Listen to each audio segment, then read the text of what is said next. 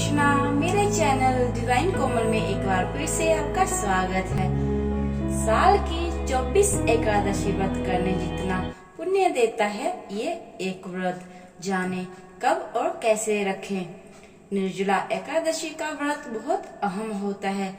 ये ज्येष्ठ मास के शुक्ल पक्ष की एकादशी तिथि को रखा जाता है। इसे साल की सभी 24 एकादशी में सर्वश्रेष्ठ माना गया है। इसे निर्जला एकादशी इसीलिए कहते हैं क्योंकि इस व्रत में पानी पीना तक वर्जित होता है। मान्यता है कि ये निर्जला एकादशी व्रत करने से 24 एकादशी व्रत करने जितना पुण्य मिलता है। इस साल निर्जला एकादशी का व्रत 10 जून 2022 शुक्रवार को रखा जाएगा। निर्जला एकादशी 10 जून शुक्रवार को मनाई जाएगी।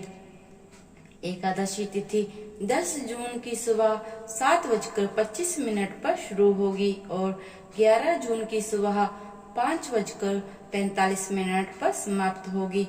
व्रत का पारण समय 11 जून की सुबह 5:49 से 8:29 के बीच किया जाएगा।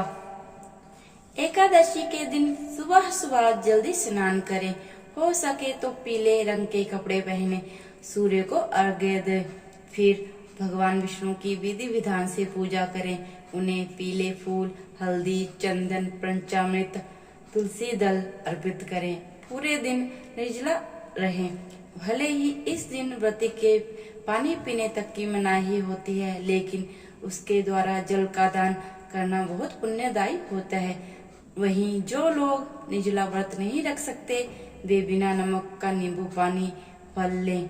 इस पूरे दिन जितना ज्यादा हो सके भगवान विष्णु और माता लक्ष्मी के मंत्रों का जाप करें। इससे जीवन में अपार सुख मिलता है। इससे जीवन में अपार सुख समृद्धि आएगी। निर्जला एकादशी के दिन दान का बड़ा महत्व है, या यूं कहें कि ये व्रत बिना दान के पूरा नहीं होता है। बेहतर होगा कि निर्जला एकादशी के दिन जल से भरे पात्र का दान करें। इसके अलावा अनाज, कपड़ों, जूते, छाता, रसदार फल, ककड़ी आदि का भी दान कर सकते हैं। निर्जला एकादशी के व्रत की कथा। निर्जला एकादशी व्रत की कथा इस प्रकार है।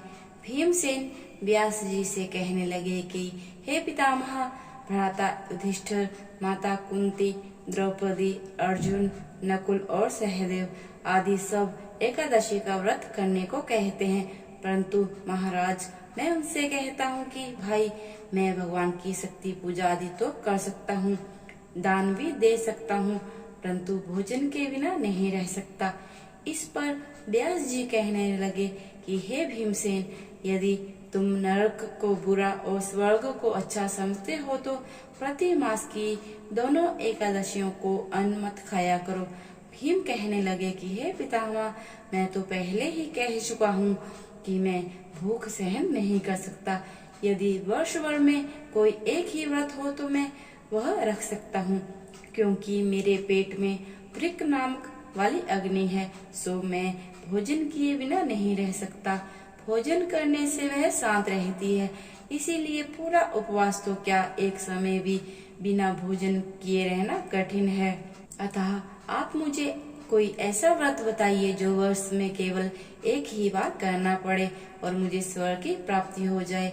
श्री व्यास जी कहने लगे कि हे पुत्र, बड़े बड़े ऋषियों ने बहुत शास्त्र आदि बनाए हैं, जिनसे बिना धन के थोड़े परिश्रम से ही स्वर्ग की प्राप्ति हो सकती है।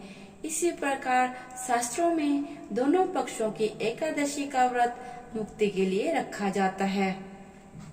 व्यास जी के वचन सुनकर भीमसेन नरक में जाने के नाम से बेभीत हो गए और कांपकर कहने लगे कि अब क्या करूं, मास में 2 व्रत तो मैं नहीं कर सकता। हाँ, वर्ष में एक व्रत करने का प्रयत्न अवश्य कर सकता हूँ। अतः वर्ष में एक दिन व्रत करने से यदि मेरी मुक्ति हो जाए तो ऐसा कोई व्रत बताइए। ये सुनकर व्यास जी कहने लगे, वृषभ और मिथुन की संक्रांति के बीच ज्येष्ठ मास के शुक्ल पक्ष की जो एकादशी आती है, उसका नाम निर्जला है। तुम उस एकादशी का व्रत करो। इस एकादशी के व्रत में स्नान और आचमन के सिवा जल वर्जित है।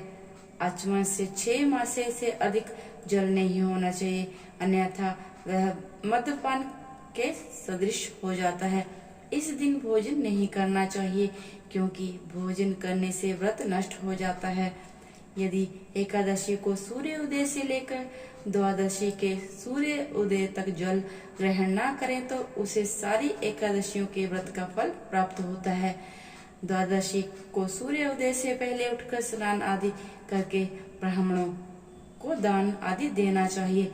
इसके पश्चात भूखे और सत्पात्र ब्राह्मण को भोजन कराकर फिर आप भोजन करना चाहिए। इसका फल पूरे 1 वर्ष की संपूर्ण एकादशियों के बराबर होता है। व्यास जी कहने लगे कि हे भीमसेन, ये मुझको स्वयं भगवान ने बताया है। इस एकादशी का पुण्य समस्त तीर्थों और दानों से अधिक है। केवल एक दिन मनुष्य निर्जल रहने से पापों से मुक्त हो जाता है।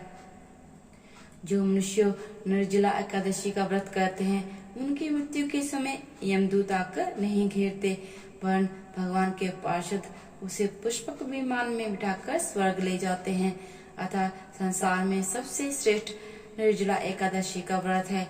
इसीलिए यत्न के साथ इस व्रत को करना चाहिए।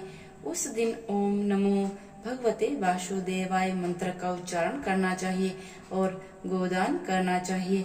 इस प्रकार व्यास जी की आज्ञा अनुसार भीमसेन ने इस व्रत को किया। इसीलिए इस एकादशी को भीमसेनी या पांडव एकादशी भी कहते हैं। निर्जला व्रत करने से पूर्व भगवान से प्रार्थना करें कि हे भगवान, आज मैं निर्जला व्रत करता हूँ, दूसरे दिन भोजन करूँगा। मैं इस व्रत को श्रद्धा पूर्वक करूँगा, अतः आपकी कृपा से मेरे सब पाप नष्ट हो जाएं। इस दिन जल से भरा हुआ घड़ा वस्त्र से ढककर स्वर्ण सहित दान करना चाहिए।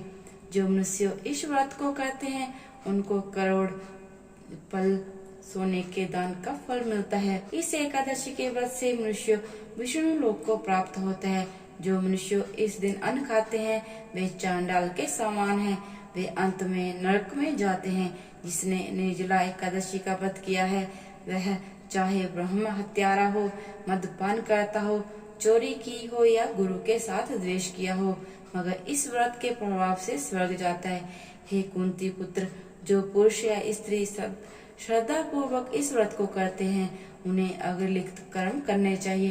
प्रथम भगवान का पूजन, फिर गोदान, ब्राह्मणों को मिष्ठान व दक्षिणा देनी चाहिए तथा जल से भरे कलश का दान अवश्य करना चाहिए। निर्जला के दिन अन्न, वस्त्र, उपहान आदि का भी दान करना चाहिए।